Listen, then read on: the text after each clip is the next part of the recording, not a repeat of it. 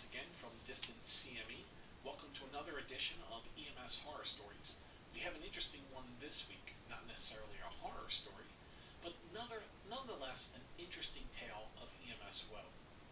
The paramedic that has sent me this has asked to remain anonymous, so we'll of course honor that.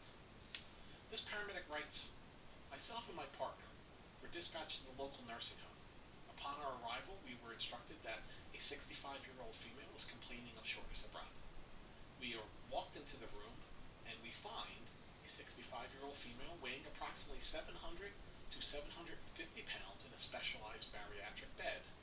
The bed has little tiny wheels, casters, on the bottom. Initial pulse ox on 2 liters nasal cannula from the nursing home is about 88%. On CPAP, we bring it up to about 93-94%.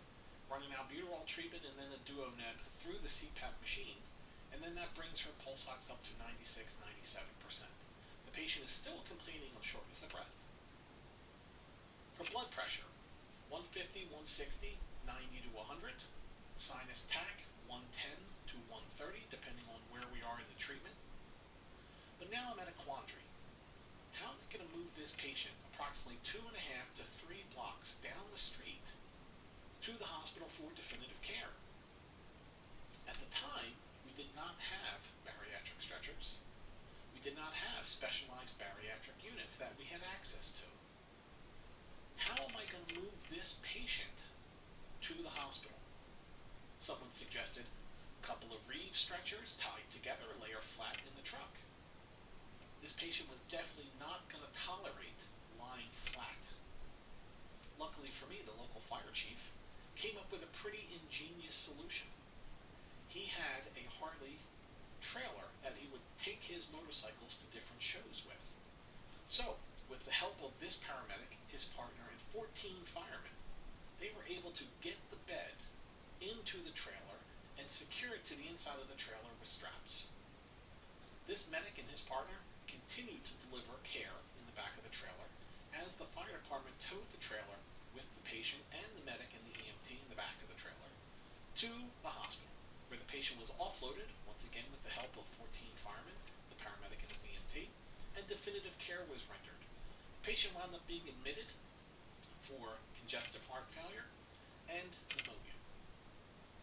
So pretty interesting. Definitely raises a bunch of questions. What would you do in this circumstance?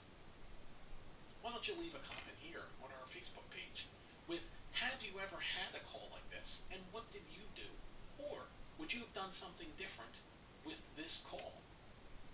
You can also send your replies to info at distancecme.com, or you can go to our website www.distancecme.com, click on the Contact Us button, and send us, have you ever had something like this?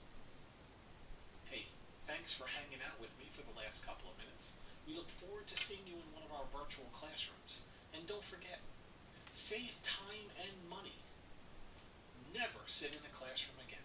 You don't need to research both state and national registry. Hey, Scott here from Distant CME, and take the classroom with you. Thank you for joining me, and I look forward to seeing you next week. And I also look forward to seeing you in one of our virtual classrooms. Thank you very much.